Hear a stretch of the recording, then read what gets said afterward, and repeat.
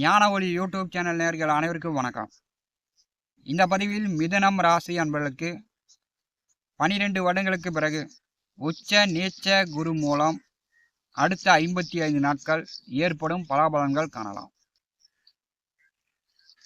27/8/2026 அன்று முதல் கடகம் ராசி ஆயில்யம் நட்சத்திரம் 2ஆம் பாதத்திலிருந்து குரு பகவான் சஞ்சாரம் செய்வார். அப்போ பார்த்தீங்கன்னா நவம்ச கட்டத்தில் மகரம் ராசியில் குரு நேசம். ஆவணி மாதம் 10 முதல் 26 வரை மகரம் ராசியில் குரு நேசமாக செல்வார். ஆவணி 10 முதல் புரட்டாசி மாதம் 13 வரை கும்பம் ராசியில் குரு செல்வார். புரட்டாசி 13 முதல் ஐப்பசி மாதம் 3ஆம் தேதி வரை மீனம் ராசியில் குரு ஆட்சியாக செல்வார். இந்த 55 நாட்கள் மிதுனம் ராசி என்பதற்கு உச்ச நீச்ச குரு மூலம் ஏற்படும் பலன்கள் காணலாம். உச்சமாகவும் நீச்சமாகவும் ஜாதக கட்டத்தில் குரு அமைய பெற்றவர்கள் கோடியில் சில பேர் தான் இந்த அமைப்பில் பிறப்பாங்க. மிதுனம் ராசி அன்பர்களுக்கு 2வது வீட்டிலே குரு இருப்பது சிறப்பு தான். உங்களுக்கு களத்திர தொழில் ஜீவனாதிபதி 2வது வீட்டிலே உச்சமாக செல்வது மிதுனம் ராசி அன்பர்களுக்கு பணம், குடும்பம், பொருளாதார நிலை, உங்களுடைய பேச்சு, பழக்க வழக்கங்கள், குடும்ப உறவுகள் ஒற்றுமை மிதுனம் ராசி என்பதற்கு மிகச்சிறப்பாக இருக்கும். எந்த வேலை, எந்த தொழில், என்ன செய்தாலும் உங்களுக்கு நல்ல வருமானம் வரும். கடல் கடந்து வியாபாரம் செய்யக்கூடியவர்கள், ஏற்றுமதி இறக்குமதி தொழில் செய்யக்கூடியவர்கள், வெளிநாட்டில் போய் வேலை செய்யக்கூடியவர்களுக்கு நல்லா பணம் வரும். பிரிந்த குடும்பம்லாம் ஒன்று சேரும். ஒற்றுமை இல்லாமல் பிரிந்திருந்த குடும்பம்லாம் ஒன்று சேரும். அடுத்த 55 நாட்கள் மிதுனம் ராசி என்பதற்கு நவம்ச கட்டத்தில் ஆவணி மாதம் 10 முதல் 26 வரை மிதுனம் ராசிக்கு 8வது வீட்டிலே குரு நீச்சமாக செல்வார். 2வது வீட்டிலே குரு உச்சம். நவம்ச கட்டத்தில் 8ஆம் வீட்டில் குரு நீச்சம். உயில் சொத்து, உங்கள் பேரில் உயில் சொத்து எழுதி வச்சுருந்தாங்கன்னா அது இப்போ உங்களுக்கு வரும். கோர்ட்டு கேஸு, வழக்கு வில்லங்கங்கள் சொத்து பேரில் இருந்துச்சுன்னா அதெல்லாம் தீர்வதற்கு வாய்ப்புண்டு. நவம்ச கட்டத்தில் 8ஆம் வீட்டில் குரு செல்லும்போது மிதுனம் ராசி என்பர்கள் வாய்க்கு வந்தபடி கண்டபடி பார்த்தீங்கன்னா பேசுறது, சாபம் ஓடுறது, மனைவி மக்களை பெண்களை குறை சொல்கிறது, இதெல்லாம் இந்த காலகட்டத்தில் ஏற்படும். ஏன்னா குரு மிதுனத்திற்கு பாதகாதிபதி தான்.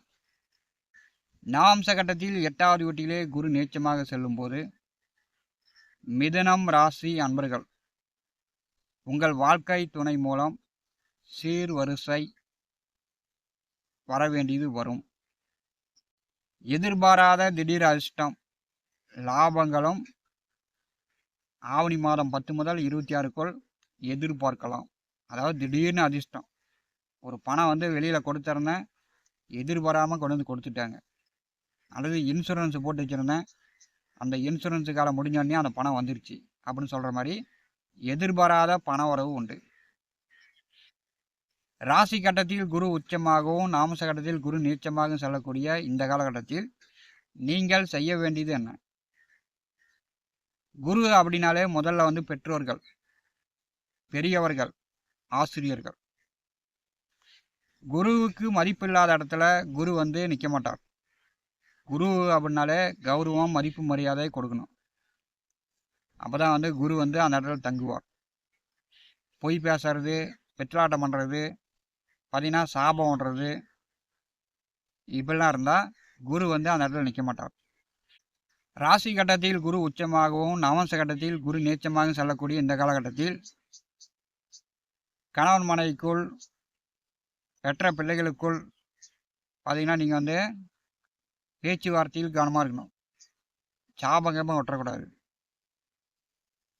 அதே மாதிரி மற்றவர்களை, பெண்களை, தேவையில்லாமல் பெரியவர்களை, தேவையில்லாமல் இறந்தவர்களை வம்புக்கு இழுக்கக்கூடாது. அவங்க என்ன சொத்து சேர்த்தாங்க, என்ன காடு வாங்கி வச்சாங்க அப்படின்னு இறந்தவர்களை ஏளனமாக பேசக்கூடாது. பெற்றோர்கள், பெரியவர்கள், ஆசிரியர்களிடம் மன நொந்து சாபம் வாங்கினா நம்முடைய வாழ்க்கை நல்லா இருக்குமா நல்லா இருக்காதா, அதை வந்து இரவில் படுத்து உறங்கும்போது நீங்கள் யோசித்து பாருங்கள். குரு அப்படின்னாலே மதிப்பு மரியாதை. குருவுக்கு மரியாதை கொடுத்தாதான் காலாகாலத்தில் நடக்க வேண்டியது நடக்கும். கல்யாணம் நடக்கும், குழந்தை பேர், பணம், தங்க நகை, இப்படி வசதி வாய்ப்பு பெற முடியும். மிதுனம் ராசி என்பதற்கு 2 8வது வீட்டிலே நாம் சகட்டத்தில் ஆவணி மாதம் 10 முதல் 26 வரை குருவுடைய நிலை நன்றாக இருக்கும். எதிர்பாராத பணவரவு உண்டு. நீங்கள் அதை பேச்சுவார்த்தையின் மூலம் சாபகேபம் விட்டு கெடுத்துக்கொள்வதற்கான வாய்ப்புகளும் உண்டு. ஆவணி மாதம் 26 முதல் புரட்டாசி மாதம் 13 வரை கும்பம் ராசியில் குருபகன் சஞ்சாரம் செய்வார். அப்போ உங்களுக்கு பாக்கியஸ்தானம் பலம் பெறும்போது ஆன்மீக வழியில் புனித யாத்திரை, ஆன்மீக சுற்றுலாக்கள் சென்று வரலாம். கோவிலுக்கு போயிட்டு வரலாம். பாத யாத்திரை, கிரிவலம் செல்லலாம். வெளியூர், வெளியிடம், வெளிநாடு சார்ந்து வேலைக்கோ தொழிலுக்கோ செல்லக்கூடியவர்கள் அந்த காலகட்டம் பயன்படுத்திக்கலாம். வெளிநாடு சென்று வருமானம் ஈட்டக்கூடிய ஒரு காலகட்டம். அதாவது ஆவணி 26 முதல் புரட்டாசி 13 வரை வெளிநாடு போகணும், விசா கிடைக்குமா அப்படின்னா அந்த காலகட்டத்தில் கிடைக்கும். ஆவணி 26 முதல் புரட்டாசி மாதம் 13 வரை ஒரு சிறப்பான காலகட்டம். புரட்டாசி 13 முதல் ஐப்பசி மாதம் 3 வரை நாம் சகட்டத்தில் மீனம் ராசியில் குரு ஆட்சி பெற்று செல்வார். நிரந்தரமான வேலை, நிரந்தரமான சம்பாத்தியம், நல்ல தொழில், நல்ல உத்தியோகம் பார்க்கக்கூடிய ஒரு காலகட்டம். தொழில் செய்து கொண்டிருப்பவர்கள் தொழிலில் நல்ல வருமானம் பார்க்கலாம். கௌரவமான பதவியில் இருப்பவர்கள், பொறுப்பில் இருப்பவர்கள், அரசியல் தலைவர்கள், அரசு வேலை, அரசு உத்தியோகம் பார்க்கக்கூடியவர்கள், கௌரவமான தலைமை பொறுப்பு வகிக்கக்கூடியவர்களுக்கு மிகச்சிறப்பான காலகட்டம். நாம் சகட்டத்தில் 10ஆம் வீட்டில் குரு ஆட்சியாக செல்வது, 2வது வீட்டிலே குரு உச்சமாக இருப்பது, மிதுனம் ராசி என்பர்கள் கௌரவ பதவி வகிக்கக்கூடியவர்களுக்கு மென்மேலும் கௌரவம் உண்டாகும். மிதுனம் ராசி என்பதற்கு 2வது வீட்டிலே குரு உச்சமாக சஞ்சாரம் செய்யக்கூடிய இந்த 55 நாட்கள் ஜீவ சமாதி வழிபாடு செய்யுங்க.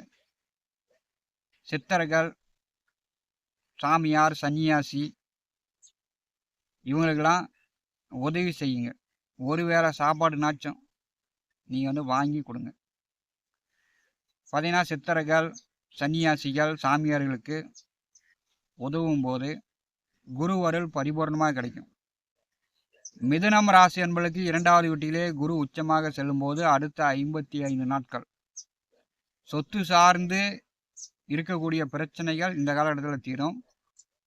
படித்து கொண்டிருப்பவர்கள் நன்றாக படித்து அதிக மார்க் வாங்கலாம். இந்த கால நேரத்தில் பொய் பேசுறது, மற்றவர்களை சாபம் விடுறது, இதெல்லாம் மிதுனம் ராசி என்பர்கள் தவிர்த்து விடுங்க. ஞான ஒளி யூடியூப் சேனலை பார்த்து கொண்டிருக்கக்கூடிய அன்பர்கள், இதுவரை நம்முடைய சேனலை சப்ஸ்கிரைப் செய்த அன்பர்கள் மறக்காமல் சப்ஸ்கிரைப் செய்து கூடவே இருக்கின்ற ஆல் பட்டன் அழுத்திங்க. நன்றி, வணக்கம்.